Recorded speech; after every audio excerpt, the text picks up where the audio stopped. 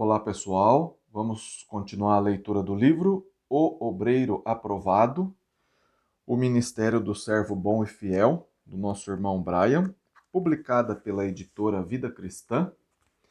Vou ler o capítulo 15 hoje, que fala sobre grupos especiais, homens, casais e noivos. E diz assim: trabalhos com grupos específicos na igreja melhoram a comunicação da palavra de Deus e incentivam cada grupo a viver e servir como deve. As pessoas variam de acordo com a sua idade, sexo e situação de vida. A maneira de trabalhar com elas também varia. Deus oferece grandes oportunidades de serviço à sua igreja por meio da formação de grupos especiais. Crianças, jovens, homens, mulheres, casados, solteiros, idosos, todos têm características que pedem tratamento e ensino diferentes. Uma congregação crescerá mais quando reconhecer a existência destes grupos e se esforçar para aproximar todos de Cristo, conforme as suas características. O princípio que rege a divisão da escola dominical em classes por idade e experiências de vida e fé também deve proporcionar atividades especiais para cada grupo.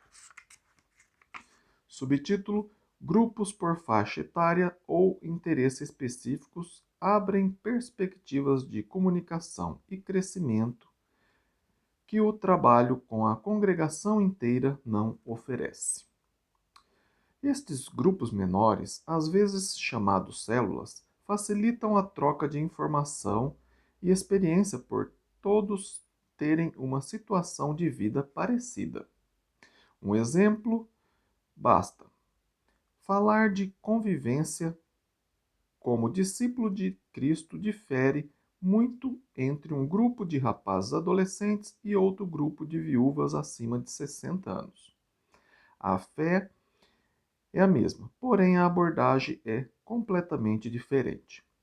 Além do mais, os dois grupos sairão perdendo se toda a explicação for geral para a congregação inteira e nunca houver oportunidade de trocar ideias e ouvir lições específicas sobre a sua situação de vida. O apóstolo Paulo entendia esta dinâmica e sempre recomendava tratamento diferenciado para grupos diferentes. Por exemplo, na primeira carta a Timóteo, capítulo 5 e 6, ele menciona homens idosos, moços, mulheres idosas, moças, viúvas, presbíteros e escravos. Na carta a Tito, capítulo 2, citou homens idosos, mulheres idosas, moças recém-casadas, moços e escravos, além do próprio evangelista. Houve instruções e expectativas especiais para cada grupo. Comunicar o ensino de Jesus e transmitir um modo de vida coerente fica muito mais fácil quando, além das reuniões gerais da congregação, há reuniões e atividades das células. Sem desprezar os cultos e estudos congregacionais, uma programação que incentive a atenção diferenciada aos diversos grupos proverá maior desenvolvimento espiritual dos envolvidos.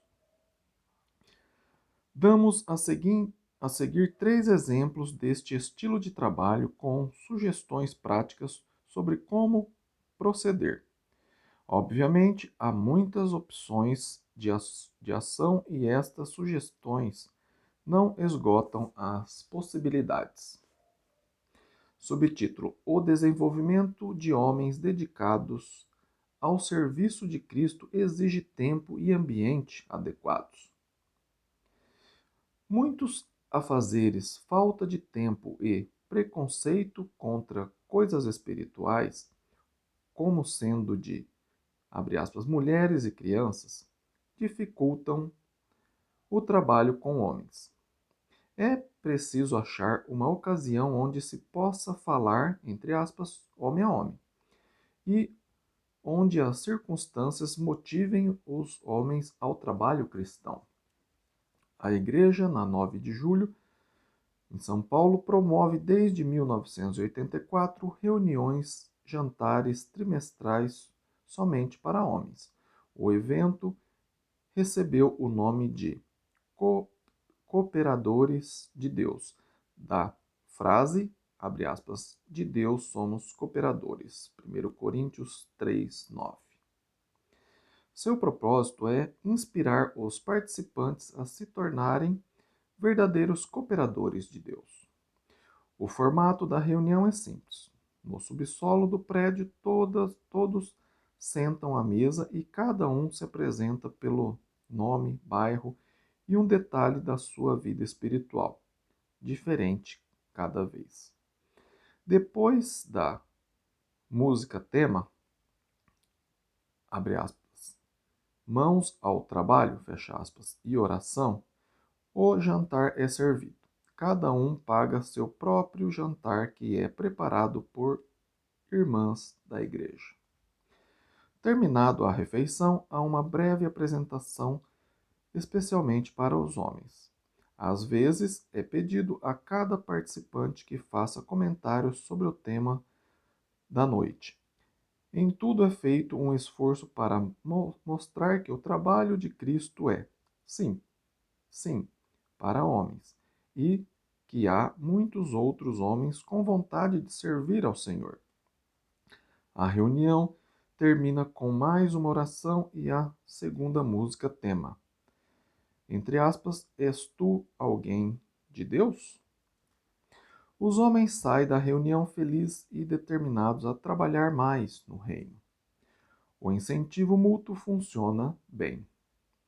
Uma vez por ano, a reunião é evangelística e os homens trazem seus amigos, colegas e parentes para experimentar um pouco do que é ser um homem de Deus.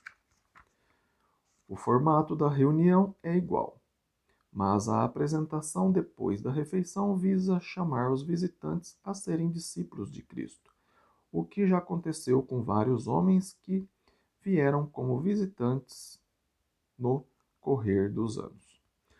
Homens fortes e integrados no trabalho espiritual é a meta dos cooperadores de Deus.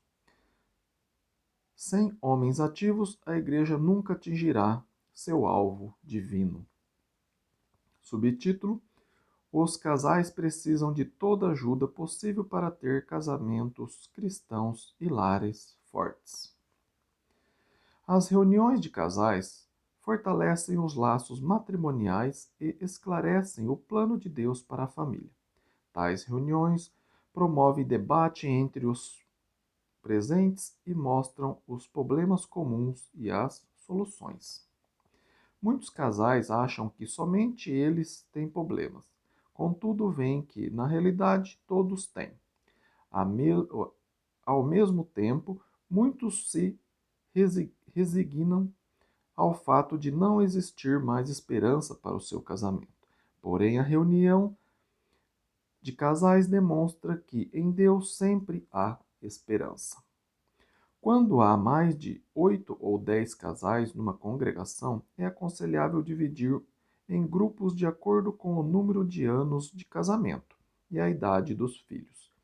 Esta divisão ajuda os grupos a compartilhar mais e melhor, por terem situações de vida parecidas.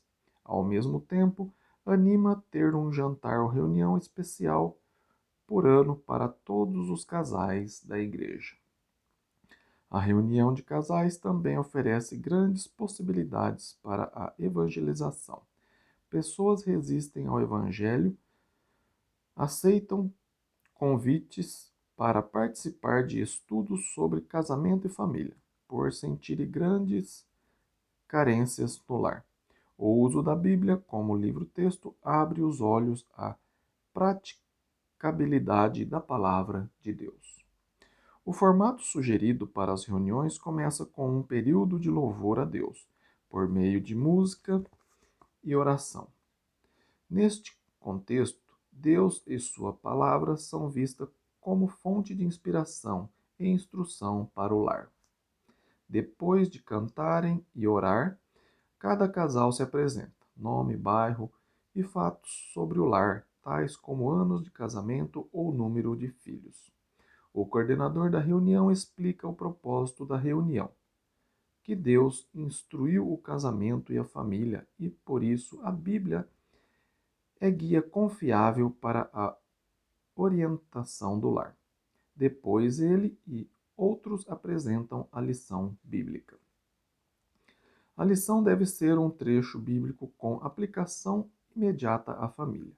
O foco do estudo deve ser prático ao invés de técnico. A participação ativa dos presentes é desejável. Para aumentar a interação dos presentes, é bom sentar todos, inclusive o professor, num círculo, pois o debate surgirá com maior naturalidade.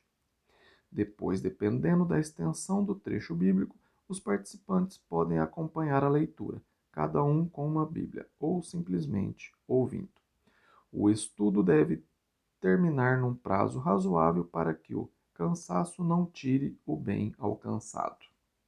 Depois da lição, café ou chá ou um pequeno lanche facilita a conversa informal e a interação dos visitantes no grupo. Muitas vezes, os assuntos abordados no estudo podem ser melhor esclarecido e aplicado a cada lar nestas conversas informais. É melhor que os filhos não estejam presentes na reunião, para que os pais possam prestar atenção total. Cada casal arranja alguém com quem deixar os filhos, ou os organizadores da reunião oferecem cuidados e recreação para as crianças. As reuniões de casais, por sua existência e conteúdo, afirmam a importância da família e a certeza de que as palavras de Deus é a solução para a crise moderna do lar.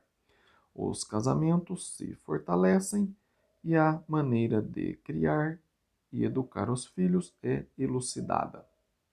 Os casais já convertidos se afirmam na fé e os casais visitantes são chamados a Cristo pelo ensino certo e entendível apresentado. Subtítulo: Cursos pré-nupciais preparam os noivos bíblica e praticamente para ter casamentos fortes e felizes.